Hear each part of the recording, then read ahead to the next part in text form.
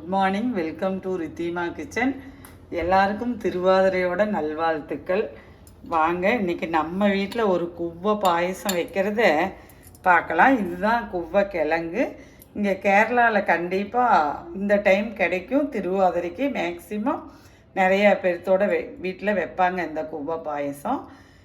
இப்போ திருவாதிரைக்கு நம்ம இதில் பாயசம் வைக்கலாம், பார்க்கலாம். இது ரொம்ப ஈஸியான ரெசிபி. இது நல்லா கழுகி நான் கட் பண்ணி வச்சுருக்கேன். இதை மிக்சியில் போட்டு நம்ம பால் பொழிஞ்சிட்டு வந்துடுவோம். இது மேக்ஸிமம் நிறைய பேர்த்தோட வீட்டில் இதை பொடியாக்கி வைக்கிற வழக்கம் இருக்குது. இதை நம்ம வீட்லேயும் அதுபோல் பொடியாக்கி வச்சுருக்கோம். இப்படி பொடி எடுத்து வச்சுருக்கோம். இந்த கூவக்கிழங்குல நம்மளுக்கு கிடைக்காத டைமில் இதில் பாயசம் வைக்கலாம், அல்வா செய்யலாம், கூழு கூட காய்ச்சலாம். இது உடம்புக்கு ரொம்ப கூலிங்கை கொடுக்கக்கூடிய ஒரு கிழங்குன்னு சொல்லுவாங்க. வாங்க, நம்ம குவ்வை பாயசம் வைக்கிறத பார்க்கலாம். கண்டிப்பாக திருவாதிரைக்கு மேக்சிமம் நிறையா பேர் வீட்டில் இந்த பாயசம் கேரளாவில் செய்வாங்க, நம்மளும் செய்வோம். அரைச்சி எடுத்துகிட்டு வந்துட்டேன்.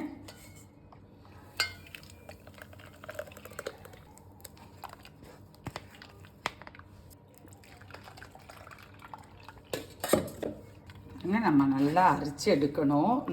நார் வரும். அந்த நார் வர்ற வரைக்கும் நம்ம கொஞ்சம் தண்ணி விட்டு பிழிஞ்சு எடுக்கணும். அதையே திருவாதிரைக்கு இங்கே மகிரம் எடுப்பாங்க. முதல் நாள் குழந்தைகளுக்கு வேணும்னு சொல்லுவாங்க. நம்ம வீட்டில் மாமியார் முதல் நாள் மகிர நட்சத்திரம் குழந்தைகளுக்கு வேண்டி நோன்பு இருக்கிறதுன்னு சொல்லுவாங்க. மறாத நாள் திருவாதிரை ஹஸ்பண்டுக்கு வேண்டி எடுக்கிறதுன்னு சொல்லுவாங்க. மிருகசீரிட நட்சத்திரத்தில் மகிர நட்சத்திரம் எப்பவுமே குழந்தைகளுக்கு வேண்டி எடுக்கிறதுன்னு நம்ம வீட்டில் சொல்லுவாங்க. நம்ம நைட்டு சாமி கும்பிடுறவங்க. அதனால அன்னைக்கு ஃபுல்லு இருப்போம். அன்னைக்கு ஆதித்ரா தரிசன அவசேகத்துக்கே நம்ம வீட்டில் சாமி கும்பிட்டுருவோம். ஒவ்வொரு வீட்டில் ஒவ்வொரு வழக்கமாக இருக்கும். உங்கள் மாமியார் இந்த விசேஷமெல்லாம் உங்கள் வீட்டில் மாமியார் எப்படி எடுத்திருக்காங்களோ அது மாதிரி ஃபாலோ பண்ணுங்கள். இப்படி வந்துடும், சக்கை இப்படி வந்துடும். இது நமக்கு வேண்டாம். கொஞ்சம் நேரம் வச்சுருந்தோம்னா பார்த்தீங்களா மாவு ஒயிட் கலராக வருது இல்லவா? அப்படி நம்ம அரைச்சி வடித்து எடுத்தது தான் அந்த பொடி. இப்படி தான் இதை நம்ம அரைச்சி காய வச்சு அரைச்சி இருத்து மாவாக்கிறது. அது குவ்வை மாவு. இப்போ எல்லா பக்கம் கிடைக்குது.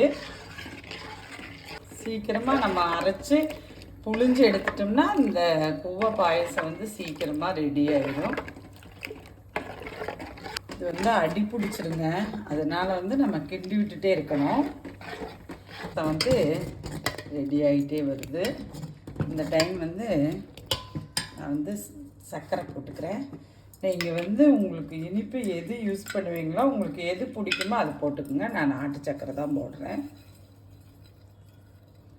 இந்த ஒயிட் சர்க்கரை போட்டோம்னா அந்த கிழங்கோட கலர் மாறாமல் இருக்கும். நீங்கள் வீட்டுக்கு எது யூஸ் பண்ணுறீங்களோ அதை போட்டுக்கோங்க. இந்த டைம் நான் தேங்காய் ஒரு பவுல் எடுத்து வச்சுருக்கிறேன், அது போட போகிறேன். நான் எடுத்துருக்கிறது 1/4 கிலோ கிழங்கு எடுத்திருக்கேன். அதில் இவ்வளோ பாயசம் ஆகிருக்குது. தேங்காயில் நான் 1/2 மூடி தேங்காய் போட்டிருக்கேன். நீங்கள் உங்கள் வீட்டு விருப்பத்துக்கு பிரகாரம் போட்டுக்கோங்க. ஸ்பூனில் 1/2 ஸ்பூன் சுக்கு பொடி போட்டுக்கிறேன். இந்த நுரையெல்லாம் அடங்கணுங்க. அப்போ தான் இந்த கிழங்கு வெந்துருச்சுன்னு நம்மளுக்கு ஒரு கணக்கு. பாருங்கள், பாயசம் நம்மளுக்கு ரெடி ஆயிடுச்சு.